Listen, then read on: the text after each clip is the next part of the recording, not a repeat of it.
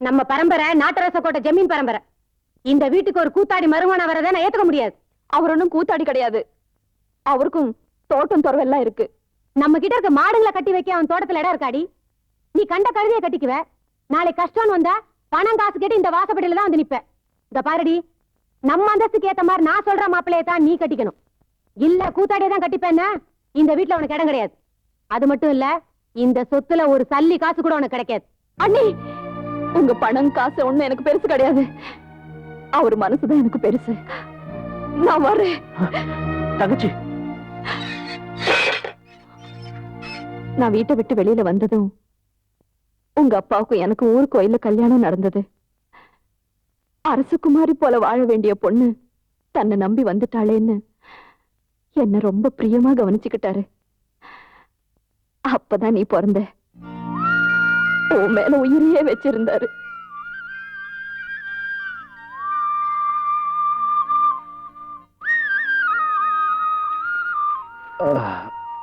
ஒரு நாள் உங்க அப்பா தோட்டத்துல வேலை செஞ்சுட்டு இருக்கும்போது திடீர்னு மயக்கம் போட்டு விழுந்துட்டாரு.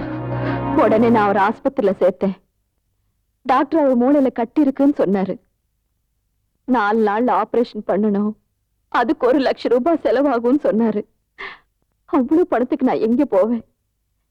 எந்த வாசப்படியை நான் தாண்டி வந்தேனோ அதே அண்ணன் வீட்டு வாசப்படிக்கு நான் திரும்பவும் போனேன். பார்வதி, வாமா. எப்பமா வந்த? என்ன விஷயம்? அந்த ஓடுகாலு கழுதைட்ட உங்களுக்கு என்ன பேச்சு? வாங்க உள்ள. அண்ணா, அண்ணா, அவரு ஆஸ்பத்திரியில உயிருக்காக போராடிட்டு இருக்காரு.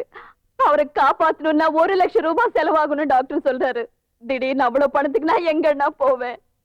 அண்ணி, நான் பிச்சை கேட்டோ சொத்துல பங்கு கேட்டோ இங்க வரல. நான் கேக்குறதெல்லாம் தாலி பிச்சை.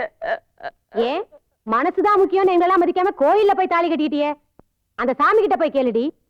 அண்ணே, இப்ப அவர் எந்த ஆஸ்பத்திரியில இல்லங்க, சல்லி காசு கூட வேண்டான்னு நம்மளையெல்லாம் உதாசீனப்படுத்திட்டு போனவ இவ. இவளுக்கு ஏதாவது உதவி செய்யணும்னு நினைச்சீங்க, அது என் பணத்தை தாண்டி போய் தான் செய்ய முடியும். நடங்க உள்ள. அண்ணா, அண்ணா, இன்னும் ஏண்டி நிக்கிற? பாடி வெளியே. இப்ப நான் போறேன். ஆனா என் தாலிக்கு ஏதாவது பங்கம் வந்தது,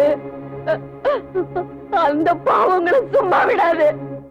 என்னால முடிஞ்ச அளவுக்கு செலவு பண்ணி உங்க அப்பாவை காப்பாத்த முயற்சி பண்ண. பலன் இல்ல.